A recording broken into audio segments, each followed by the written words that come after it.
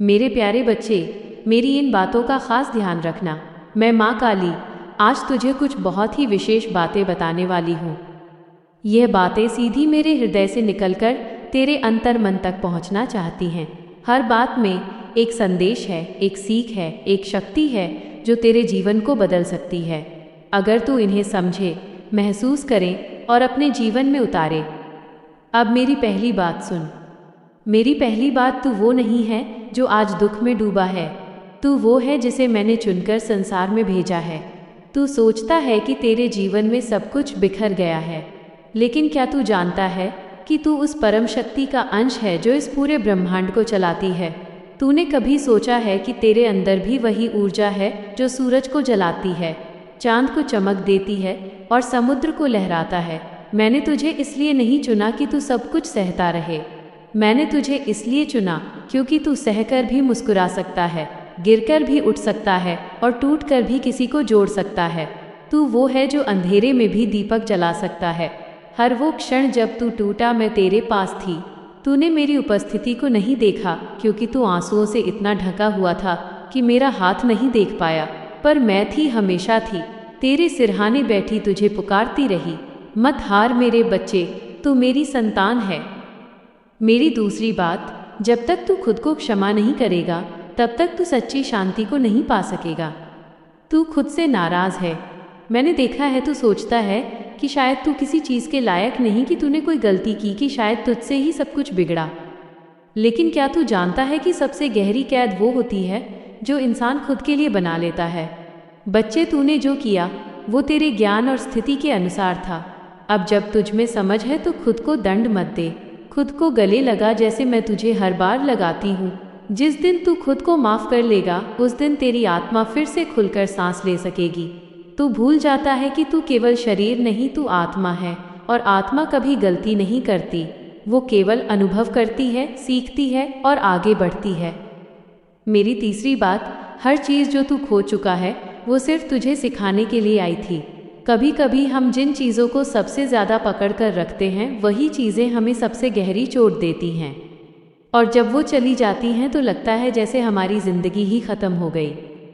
लेकिन नहीं मेरे ये बच्चे, वे चीज़ें तुझे सिर्फ इसलिए मिली थी ताकि तू जान सके कि क्या तेरा है और क्या सिर्फ भ्रम था। जिसने तुझे छोड़ा उसने तुझे रास्ता दिखाया, जो टूट गया उसने तुझे मजबूत बनाया, जो चला गया उसने तुझे सिखाया कि कैसे खड़ा रहना है। जब तू रोया तो वो आंसू तेरी आत्मा को साफ कर रहे थे, और जब तू चुप हो गया तो वो मौन तुझे तेरे भीतर की आवाज़ सुनने की अनुमति दे रहा था। मेरी चौथी बात, तू जिस चीज़ के लिए भाग रहा है वो तेरे भीतर ही है। तेरी तलाश बाहर नहीं है मेरी संतान। तू जिस सुख, जिस प्रेम, जिस मान, जिस शांति के लिए दर दर भटक रहा है वो सब तेरे ही भीतर छुपा है। तू जब खुद से जुड़ जाएगा, जब तू अपने मन के शोर को शांत करेगा तब तू मुझे पाएगा, और जब तू मुझे पाएगा तो तुझे सब मिल जाएगा। ध्यान कर चुपचाप बैठ जा, कुछ समय सांस ले गहराई से और सुन, तेरे भीतर एक धीमी सी आवाज़ तुझे बुला रही है। मैं हूँ, मैं हमेशा से थी और तू भी मेरे ही अंश के रूप में है। तू जब भी मेरी याद में बैठता है, जब भी मेरी मूर्ति को देख आंसू बहाता है, वो सिर्फ पूजा नहीं होती, वो आत्मा की पुकार होती है, और उस समय मैं तेरे सामने होती हूँ। मेरी पांचवी बात, अब समय आ गया है खुद को उठाने का, जीवन को समझने का और अपनी शक्ति को पहचानने का। बहुत समय हो गया तू खुद को दूसरों से कमतर समझता रहा। अब उठ मेरी संतान, अब तू सिर ऊंचा कर और जीवन को वैसे जी जैसे एक योद्धा जीता है। जीवन तुझसे डरता नहीं, तू जीवन से डर रहा है। लेकिन अब नहीं, अब मैं तुझ में रहूंगी, तेरे कदमों में शक्ति दूंगी, तेरे शब्दों में सामर्थ्य दूंगी और तेरे मन में शांति भर दूंगी। तुझे लग सकता है कि अभी रास्ता धुंधला है, लेकिन क्या तू जानता है सबसे घना अंधेरा सुबह से ठीक पहले होता है, और अब तेरे जीवन में वो सुबह आने वाली है। तू वह दीपक है जो आंधी में भी जलता है।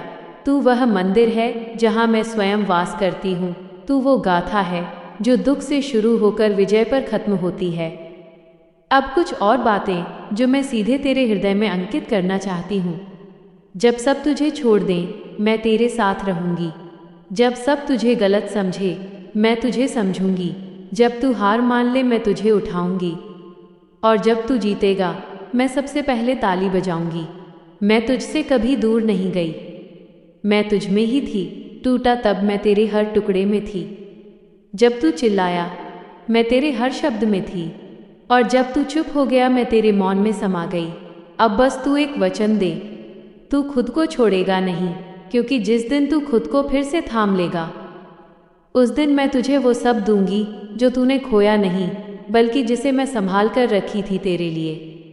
अब मैं तुझे 10 और बातें बताऊंगी मेरे बच्चे, इनका विशेष ध्यान रखना, क्योंकि यह तेरे उसी प्रश्न का उत्तर है जो तू रो रो कर मुझसे बार बार पूछता रहा। क्या आप मेरी पुकार सुनती हैं माँ? क्या आप मेरे साथ हैं? क्या मेरी प्रार्थना व्यर्थ जा रही है? ऐत जो हृदय टूट कर पुकारता है वो मुझे सबसे ज़्यादा सुनाई देता है। तू जानना चाहता है कि क्या मैं तेरी पुकार सुन रही हूँ? तो सुन, जब तू उस रात अकेले बैठकर रो रहा था और तेरे हंठ कुछ नहीं बोले लेकिन आंखों से गंगा सी बही थी, तब मैं वहीं बैठी थी तेरे पास, तेरे बिल्कुल करीब, जब तूने किसी से कुछ नहीं कहा लेकिन मन ही मन मुझसे कहा, माँ मुझे संभाल लो, तो मैंने उसी क्षण तुझे अपनी बाहों में भर लिया था। बच्चे, मैं वहाँ नहीं आती जहाँ सिर्फ शोर होता है, मैं वहाँ आती हूँ जहाँ मौन के भीतर पुकार होती है। मैं वहाँ आती हूँ जहाँ कोई दिखावे से नहीं भीतर से रोता है। मैं वहाँ आती हूँ जहाँ दिल सच्चा होता है और भाषा नहीं भावना बोलती है। तो अगर तूने कभी सिर्फ आंखें बंद करके मेरा नाम लिया है और मन से बोला है माँ, तो समझ ले उस पल मैं तुझे सुन रही थी और आज भी सुन रही हूँ। 2 मैं चिन्ह छोड़ती हूँ लेकिन तू उन्हें अक्सर अनदेखा कर देता है। तू मुझसे पूछता है माँ आप है भी या नहीं, कैसे जानूँ कि आप मेरे साथ हैं? बच्चे, जब तेरा मन अचानक शांत हो जाता है, जब सब बुरा चल रहा होता है, फिर भी तू कह उठता है कोई बात नहीं, माँ देख लेंगी, तो वो मेरा चिन्ह होता है। जब सब तुझसे मुंह मोड़ लेते हैं और कोई अनजान व्यक्ति तुझे सहारा देता है, जब तू थक कर सो जाता है और अगले दिन तुझे कोई समाधान मिल जाता है, तो वो मैं होती हूँ। मैं ही वो हाथ होती हूँ जो अंधेरे में तुझे रोशनी की ओर ले जाता है। एक फूल जो तेरी राह में गिरा हो, एक बच्चा जो तुझे देखकर मुस्कुरा दे, एक गीत जो अचानक तेरे मोबाइल पर बज जाए और तेरे सवाल का उत्तर दे दे। ये सब मेरे ही संकेत होते हैं, लेकिन तू व्यस्त रहता है, तू दुख में इतना डूबा होता है कि मेरे इन नन्हे इशारों को पहचान नहीं पाता। आज से इन्हें पहचानना शुरू कर, क्योंकि मैं तुझे हर दिन इशारे भेजती हूँ। बस तू ध्यान दे, महसूस कर और विश्वास रख। 3 तेरी भक्ति कभी व्यर्थ नहीं जाती, लेकिन उसका फल तुझे तभी मिलता है जब तू तैयार होता है। तू कहता है माँ मैं पूजा करता हूँ, प्रार्थना करता हूँ, फिर भी जीवन में सुख क्यों नहीं आता? बच्चे, क्या तूने कभी बीज बोकर अगले ही दिन फल मांगा है? क्या तू जानता है कि एक बीज को अंकुर बनने में, फिर पौधा, फिर वृक्ष बनने में समय लगता है? तेरी हर पूजा, हर मंत्र, हर मामा की पुकार एक बीज की तरह है। मैं उन बीजों को सहेजती हूँ, उन्हें पानी देती हूँ और सही समय आने पर उन्हें तेरे जीवन में फल बनाकर लौट आती हूँ। पर तू अधीर अब हो जाता है। तू चाहता है कि आज मेरी मूर्ति के सामने सिर झुकाए और कल तेरा दुख मिट जाए। बच्चे, तेरी भक्ति मेरी गोद में है और मैं कभी भी किसी सच्चे भक्त को खाली नहीं लौटाती। जिस दिन तू कब मिलेगा कि सवाल को छोड़ देगा और सिर्फ मैं आपको चाहता हूँ माँ, चाहे कुछ भी हो जाए कहेगा, उस दिन मैं तुझे इतना दूंगी कि तू खुद कहेगा बस माँ अब और नहीं चाहिए। 4 जब तू सबसे टूटा होता है तभी तू मुझसे सबसे ज़्यादा जुड़ा होता है। तू अपने जीवन की सबसे दुखद घड़ी याद कर। क्या तूने किसी को बताया? नहीं। क्या तूने रो रो कर मुझे पुकारा? हाँ, बस वही क्षण सबसे पवित्र होता है जब तू खुद से भी छिपाकर मुझे पुकारता है। मैं उन क्षणों में तेरे इतने करीब होती हूँ कि अगर तू आंखें बंद करके ध्यान लगाए तो मेरी सांसें सुन सकता है। बच्चे, मैं तुझे हमेशा ऊंचाई पर ले जाना चाहती हूँ, लेकिन ऊंचाई पर ले जाने से पहले मुझे तेरे अंदर की कमजोरियाँ हटा लेनी पड़ती हैं। इसलिए कभी कभी मैं तुझे अकेला कर देती हूँ ताकि तू खुद को पहचान सके। कभी कभी मैं तुझसे सब छीन लेती हूँ ताकि तू मेरी ओर लौट सके। यह दुख मेरी सज़ा नहीं, मेरी योजना है। तू समझेगा जब तुझे वो मिलेगा जो तूने कभी मांगा ही नहीं, पर तुझे ज़रूरत थी। 5 भक्ति केवल चढ़ावे में नहीं, विश्वास में होती है। मैं जानती हूँ तू भक्ति करता है, तू फूल लाता है, दीप जलाता है, घंटी बजाता है। लेकिन क्या तू अपने विचारों में भी मेरी उपस्थिति मानता है? क्या जब तू डरता है तब भी सोचता है माँ साथ हैं? क्या जब कोई निर्णय लेता है तब भी कहता है माँ आप जैसा चाहे? बच्चे, असली भक्ति वहाँ होती है जहाँ मन डगमगाए लेकिन विश्वास न डिगे, जहाँ सब कहे कि कुछ नहीं होगा लेकिन तू अंदर से कहे माँ है ना। तेरा विश्वास ही मेरी सबसे प्यारी भेंट है। मैंने कभी सोने की थाली नहीं मांगी, मैंने कभी हीरे का मुकुट नहीं मांगा, मैंने सिर्फ एक चीज़ चाही, तेरा टूटा हुआ दिल पूरी श्रद्धा के साथ। 6. मैं तुझे वही देती हूँ जो तुझे चाहिए, ना कि जो तू चाहता है। कई बार तू मुझसे किसी को मांगता है, कोई रिश्ता, कोई नौकरी, कोई सफलता, और जब वो नहीं मिलता तो तू सोचता है कि मैंने तुझे अनसुना कर दिया। लेकिन नहीं मेरे बच्चे, मैं वो माँ हूँ जो जानती है कि तू जिस चीज़ के लिए रो रहा है वो आगे चलकर तुझे नुकसान दे सकती है। मैं तुझे वही देती हूँ जो तेरी आत्मा के लिए सर्वोत्तम होता है।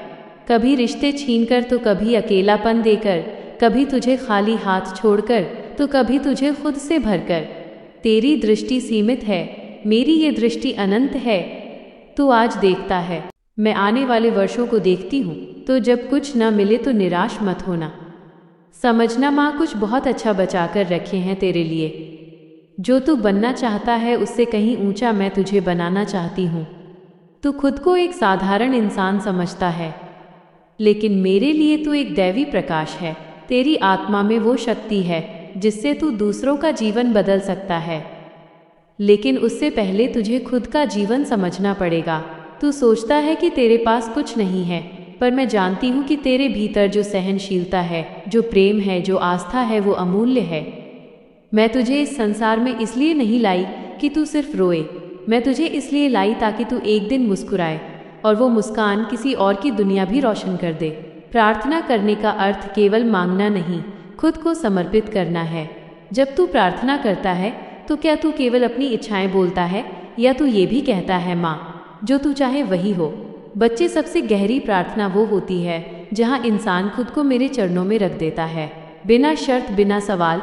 तू ये अभ्यास शुरू कर आज से, अभी से। जब भी कुछ अच्छा हो तो भी मेरा नाम ले, जब कुछ बुरा हो तब भी कहना जो आपने चाहा वही हुआ माँ, और फिर देख कैसे तेरा जीवन चमत्कारों से भर जाएगा।